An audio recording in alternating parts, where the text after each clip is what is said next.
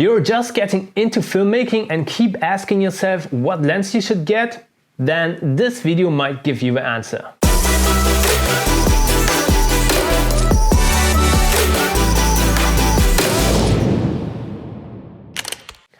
Hola amigos, today we're talking about lenses, especially lenses for content creators and filmmakers like us. If you go into your local camera store and look at new lenses, you get overwhelmed with opportunities. So here's a little guide for you, what I think works best.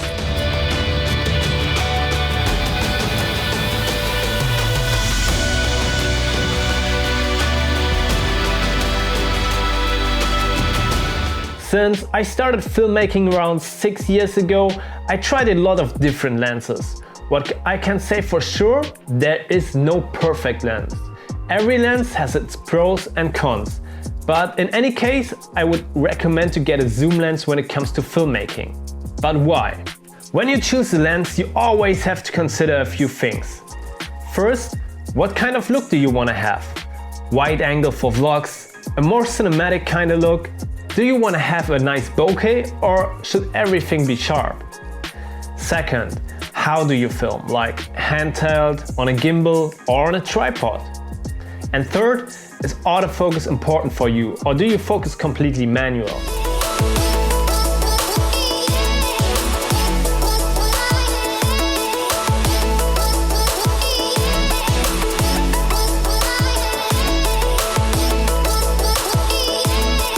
Let's talk about the first point, the look. This depends a lot on what kind of content you want to create. If you want to vlog or film yourself a lot, you should definitely go for a wide angle lens like a 16-35. But of course, it's not only great for vlogging. So I filmed a short B-roll sequence with Marcel, so you guys can see what a wide angle lens like a 16-35 would look like. Y'all ready for this?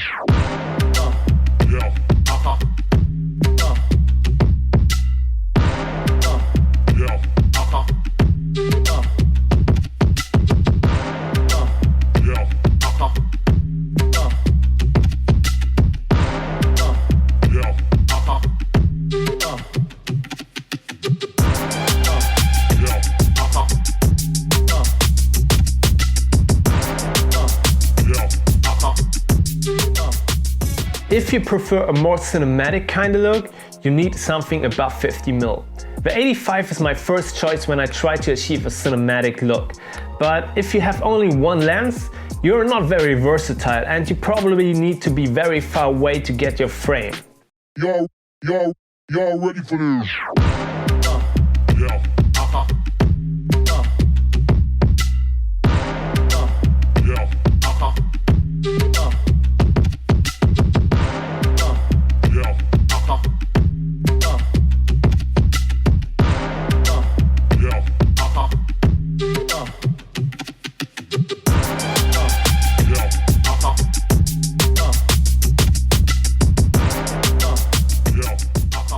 So I would normally recommend the best of two worlds, a zoom lens like the 24-70 for example. With this zoom range you can cover almost everything, and you also have the opportunity to film in between this range, for example at 35mm, which is a common film look. Y'all ready for this?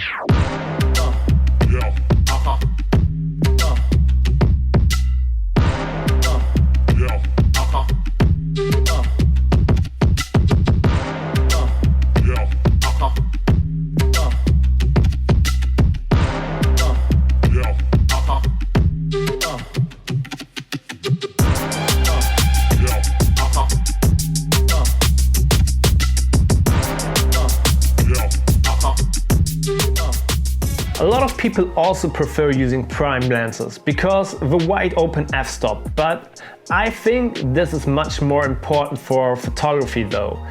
In filmmaking you have moving objects, so it's normally better and easier to close the aperture a little bit more than you might do it in photography. A zoom lens with an aperture of f2.8 is still enough to get super blurry bokeh footage like this if you want to, especially if you're filming above or at around 50mm. You should also consider how you are filming. If you're filming handheld, it's always easier to get super smooth shots with a wide-angle lens. If you're filming at 85 or above, I would recommend to use a tripod or at least a gimbal. On a gimbal, I prefer a mid-range lens like a 24-70. With a zoom lens on a gimbal, you're super flexible as a run-and-gun shooter and able to cover everything you need with only one lens. And when I'm filming weddings, this is super important to me, because I'm saving a lot of time but not changing the lenses every now and then. As you guys know, I love using my gimbal, and even though most of them have the opportunity to use manual focus, I'm always using autofocus on a gimbal. So a good autofocus is super important to me, but I know also a few filmmakers and friends by myself who are only using manual focus and don't even have lenses with autofocus. This is where you can save a lot of money, so it's your choice what you prefer. Now let's talk about which lenses I'm using on my Sony a7 III.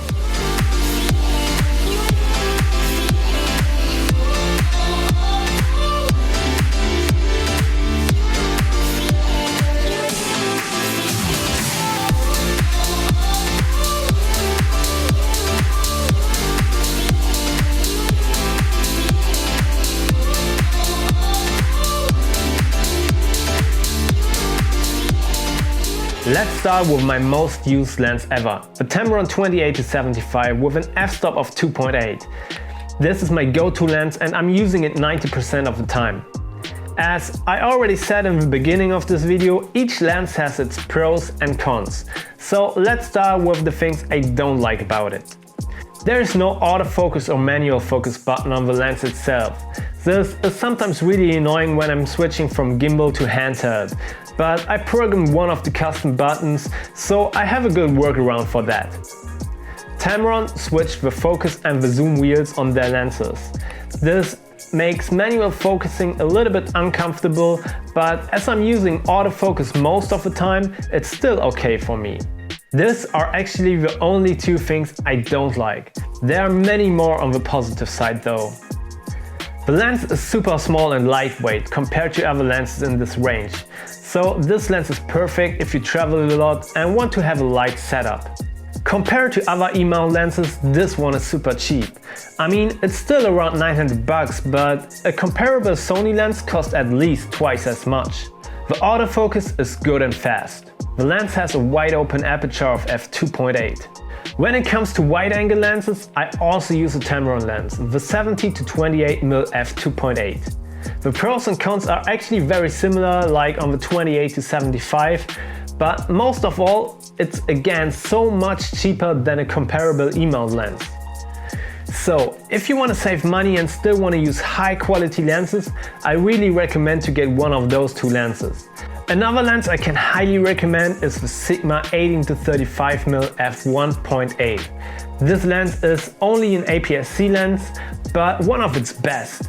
I used it quite a while on my Sony a6300 back in the days, and I know a lot of creators using this lens with their GH5 or even a RED camera. Anyways guys, I hope I could help you with this little guide and you like this video.